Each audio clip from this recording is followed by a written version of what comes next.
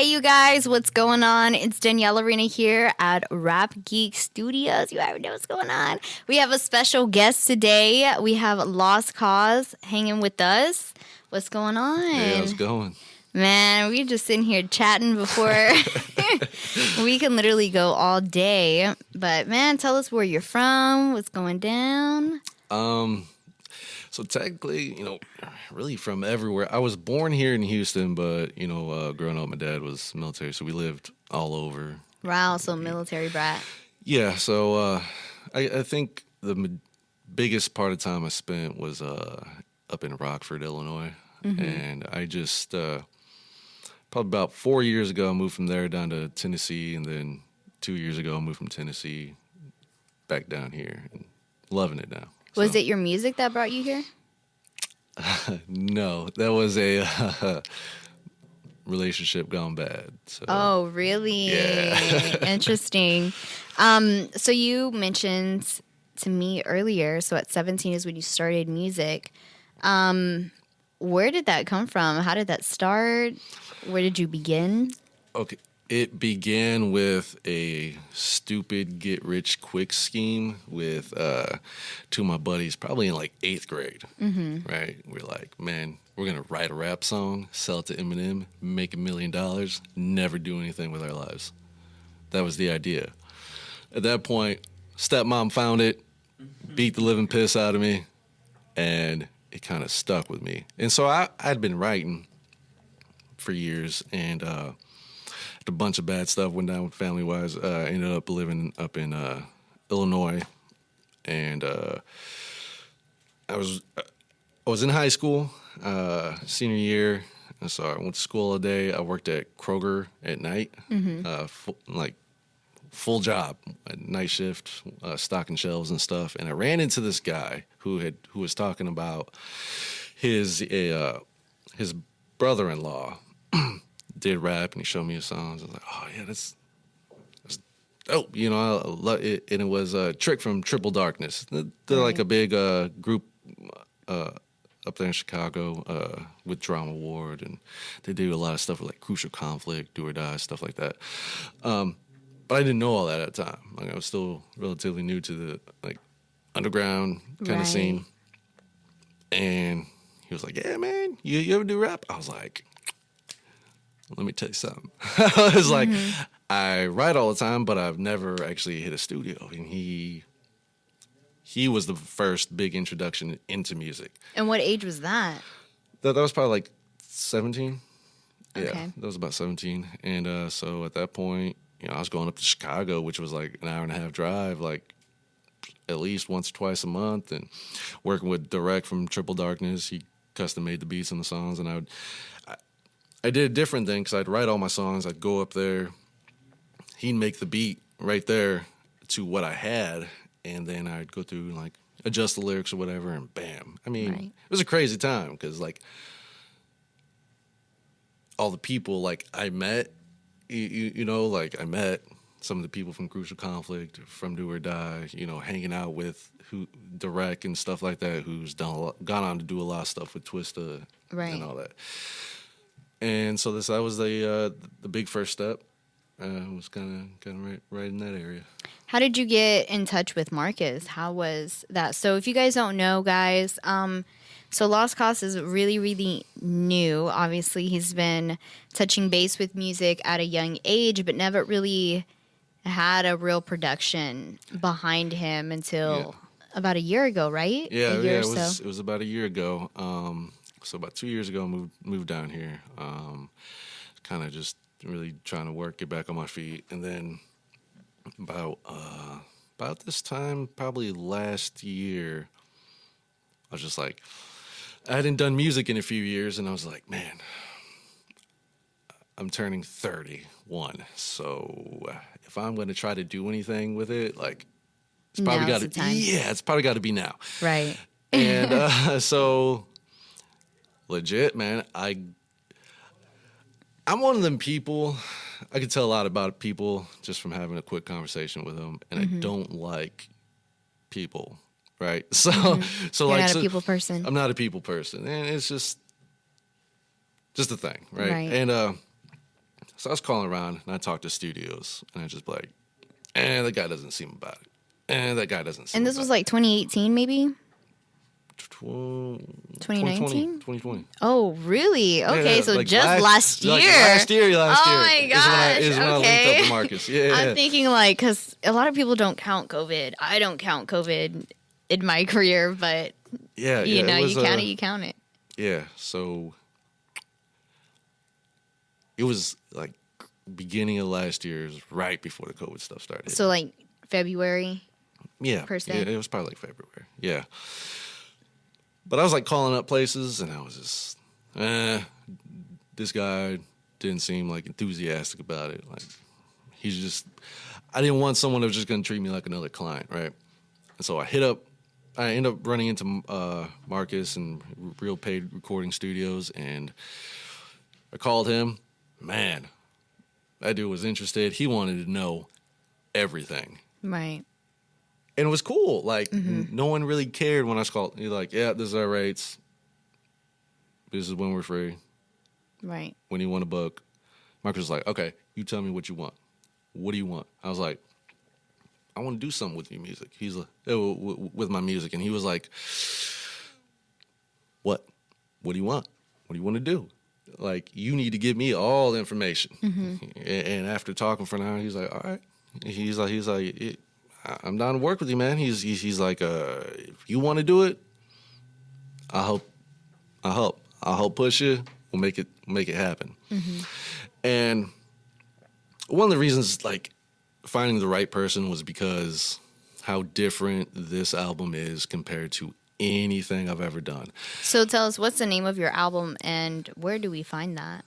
The album isn't actually out yet, Okay. but the name is 7WFTS. Okay. It stands for 7 Ways Fuck Till Sunday. And the single you have out is Nosebleed. Nosebleed. Which is the music video. It is the music video you were in. Yeah. And on Spotify, there is another single called Most of Us, which kind of started this path of more like kind of deeper music, like me talking more about deeper subjects. And actually next week, Wednesday morning at 7 a.m., I have another one called Poison Love featuring my daughter, Oh, wow. Care Bear. So, yeah. And that's dropping on Spotify. And once that drops, then we're going to jump right back into making the next music video. How hands-on is Marcus for you? Now, guys, I really want to bring Marcus up because he is a producer, right? Just a producer? Really? Is that really what he's known for? He is everything. Right. He's a manager. He has produced beats, engineered, mixed, mastered, helped me learn how to hit notes properly, learn how to tighten up my flow, get everything where it needs to be. He does everything. He is more hands-on than I've ever seen somebody. Right. He On lets top of you. music videos too, you know. I noticed he lets you be the artist. At the same time, I noticed. So as we're talking about the music video "Nosebleed" that Lost Cause has out, I was his co-star. I played. I kind of like compare that role to Southpaw. If you've ever seen that movie, you know they're like the relationship is so like it's unbreakable, and then you know it becomes this, you know, ongoing cycle of trouble, and then I end up killing myself. And a lot of times, a lot of people bring it up to me, like when you hear Nosebleed, people only really hear the drug references, and that's kind of what they think. Oh, cocaine, cool song, like Right. not what the hell it's about. Like if you take the time to really listen to it, There's so much more behind it. Yeah, it's more just like a love story gone wrong kind of thing, you know? Exactly. Really what it was. It's more like how she is addicting like a drug. You know what I mean? Right. Like, and then obviously, you know, watch the video, see how that ends up. I mean, I'll tell you, man, playing that role was a little sketchy, but bringing up Marcus in that, the reason why I feel like he is so, he has such a big value in your career and where it's going is because when he and I were talking about, you know, me working on that music video, I was a little scared because my team and I are very picky with who we work with, and sometimes I take those risks and I tell my team like, "Hey, let's go with it. Like, let's sign the contract. Let's sign it." And they're like, "I don't know. Are we gonna get scammed? Are we gonna have to go through a lawsuit, bro?" Like, Right. no. But he was very professional. He in Houston, professionalism is very hard to find. We have this thing called like the Houston group, okay? There are the models who don't show up on time. We have videographers and people who don't show up. Now, I am not one of those. I don't not show up, and you're not one of those either. Oh, no. Yeah. But Marcus is not that either, but we didn't know that. We had no clue. We were like, oh my gosh, we don't work in Houston. I always Yeah. work out of town because of that realm.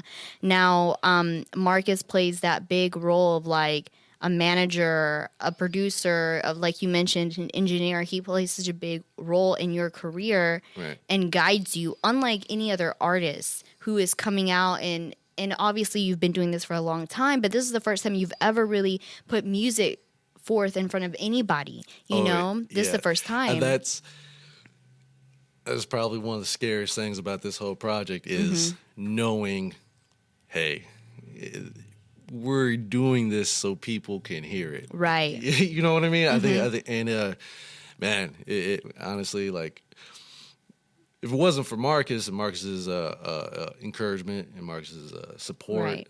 I probably wouldn't have done it. Right. I might have still made the album, but I probably wouldn't have put anything out. And push it the way that he's doing it. Yeah. Do you feel like you have kind of a heads up on a lot of people who are in this industry, in the music side? Because you have the entertainment industry, but on the music spectrum, do you feel like you have a heads up on everybody else who is like just now putting music out, who we're just now hearing about, because you have a strong support system behind you and on the professional side?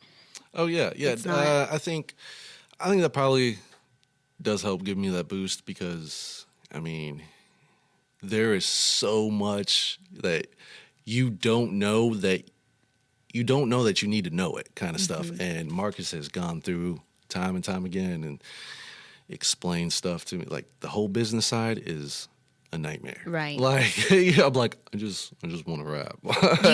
Do you feel almost privileged to have such a strong backbone behind you? Because like I said, there are a lot of people I've worked with Yeah. that do not have this at all. Their production team is screwing them over. You know, their engineers aren't turning in work on time. Yeah. No, I definitely feel privileged to work with Marcus, like specifically because like I said, this wouldn't be happening. I would not know what I know. My music wouldn't be at the quality it is now without Very him. high I mean, The music video itself is like just unbelievable. Right. The story is portrayed so realistically. I was watching myself and I almost was crying because I was like, man, like what if people did see me go in a relationship like this in the entertainment industry, and then it comes to this point, like it's so real. Everything that you are putting in and what you're saying as an artist is realistic. Right. What you say in Nosebleed and how that music video comes out, you are telling a story that's happening every single day. yeah, Every day. Yeah, exactly. And that's with Marcus's help because he's helped pretty much every aspect. So I kind of told him the kind of music I was doing. It's not what he was used to, but he didn't care. He's like, all right, let's do it, man.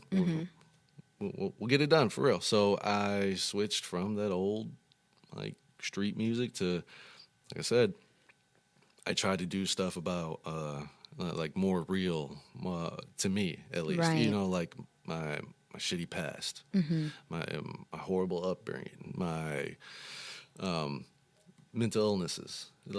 Mental health is like a big subject for me as well as like bad relationships and or failed relationships. Right. You know. Well, you say you come from a military family per se, right? Right. So you were like a military brat kind of kid. That's what they call them, if you don't know.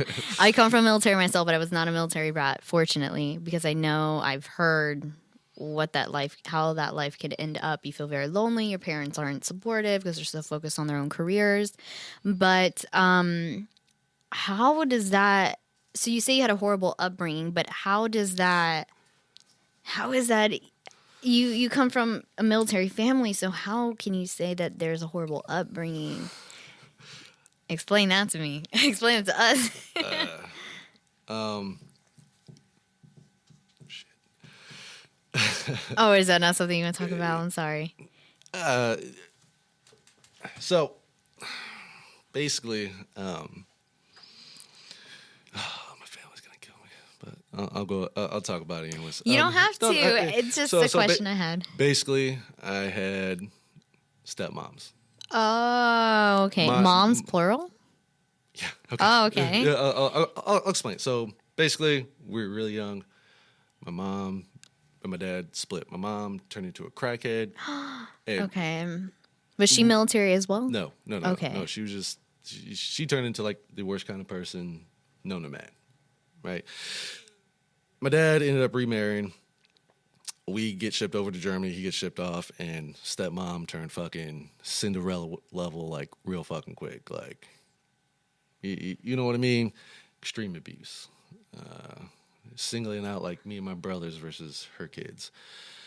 And I kept getting the brunt of it all, pretty much my entire childhood. And when that ended, because I eventually snapped, dad remarried to my best friend's mom, which, we were kind of hoping that she knew what we were going through so she wouldn't try to pull the same shit. Minute my dad goes overseas, fucking Cruella DeVille in the flesh, and they had kicked me out to come live down here, and I got to like drugs and gangbanging and shit, like stupid shit, like really bad because I was such a mess, like mentally, emotionally. You were a bad kid? I turned into one pretty quick, Wow. You know what I mean? So, yeah, that ends up being my story. Like the stuff I talk about, because I know I'm not the only one that had to go through rough stuff as a child. I'm not the only one. So I want to make music that people can relate to, whether it's a rough childhood, a rough relationship, struggling with mental illness, stuff like that is what I want to make my music about, and because I want it to mean something to someone somewhere. Right. Was your father Army, Marine? Yeah. He was Army. Yeah, I can pretty much tell. I don't know why. You guys, something about that Army stuff. I don't know, man. I feel like Army, I don't know. Those are where I hear the most intense stories. I hear, like, the whole breakup, the whole... I know in the military you're not supposed to disown your kids. Hint, hint. But he did pretty quick. You know what I mean? Your dad did that? We haven't talked in better part of 13, 14 years. Wow. And if you guys don't know this legally, that's not supposed to happen. They can actually go to prison, can't they? Isn't there like there's like a law. You disobey, that's part of disobeying your country. So I know my biological father is an officer in the Navy. That might be some like newer thing, because I've heard like one of my friends say something similar about his kids, because his mother was keeping, like his baby mom was keeping the kids away, and they were trying to get him for like even more child support because they thought he was a deadbeat and stuff like that. But I think that's like a newer thing. I don't know if that's always been the case, like the whole disownment. But I definitely want to get away from like dog in the Army, because like my brothers both in the Army. Oh, wow. And like like well like I feel like it's important that I feel like no matter the job, I feel like the job isn't as important as the situation. I feel like it could happen to anybody, anywhere, at any given time. Depending on the situation, some people just can't handle kids or situations where they get left to take care of them, and that could have easily been part 7 kids left to herself while he got deployed. You know what I mean? Right. But I feel like I've always supported the military because definitely because of my brothers. Both my little and older brother served. My older brother's still in, and I know him and his wife been together a long time. 3 beautiful, girls, as well as someone. Amen. Yeah, as well as someone I work with. So I definitely would never say it's because of necessarily the job. I just Oh think, no, absolutely yeah. not. No, it's definitely the person. I just Yeah. brought up the whole spectrum just because maybe one day I'll tell that story. But I know that my father hid the fact that he was an officer in the Navy, and my mom didn't know that until I was 10 years old. And then it comes to find out he was hiding all of this stuff because he could legally get in trouble. He was actually like had dishonorable discharge from the Navy for a couple of things. And my mom was like, maybe he had other kids with other women. Maybe that's why, But Right. my mom didn't mess with that. But, that's the reason why I brought that up. Right. But do you think in this album that you have coming out, you talk a little bit about that? Yes. You talk about your most past. of yeah. So it's all hard stuff to talk about. So I Right. tried to, because I have issues myself now. So like I tried to limit how much of each topic I threw on the album, just because it gets hard for me and it puts me like in a bad place, like mentally. So Most of Us, which is out on Spotify, talks about it. I have another song, Why, which talks about that and my relationship with my dad. But yeah, there's definitely a couple songs, so you guys can kind of get a bit of insight on me. Are you taking this seriously? Are you going to say something? I I feel like Carla. Oh, I had a question. Yeah, I mean, Go like ahead. when you so to bare your soul like that, like you said, it does take a lot of a lot out of you. Right. So what do you hope to get in return? Like do you hope that like in spilling like how you feel in your soul and your guts, it might make someone else listening to this feel like it's like finally they're not alone? Do you, like is that what the end goal here is? Kind of to grab that person kind of like that emotionally. So I've already reached my original end goal. Yeah. My end goal was for as long as this. You sold the song to Eminem? Right? No. So when I started making this album, Low-key. I kind of put myself in that mind frame that I don't ever want to be a guy who's just about money. I don't ever want to do this just for money. So what I wanted was for one single person to listen to the music, like it, and tell me that they listened to it in some hard times. And I've like times like 25, like just off the like people have directly messaged me, and so I felt like that's what I wanted with my music. Now I was like, well, I hit that goal pretty quick, so just got to make a new goal with So really, it's I just hope it helps people. I just hope it reaches out, and when people are feeling down or people feel like no one can relate, they can just put a Lost Cause track on, and maybe that'll help them through it. And I definitely feel like with music like that, like the word of mouth spreads a little wider, because like a popular song or like a song that you can hear at a club, it can stretch far, but like songs that help people and make them feel better, like in a bad time, that word of mouth gets out a little quicker, because everyone, that's a relatable thing. Everyone goes through things. Yeah, exactly. Like that, Yeah. So that probably also helps it out a little bit. Is music something you plan to carry on forever, or is there an end date? Is there another album after this album? I don't know.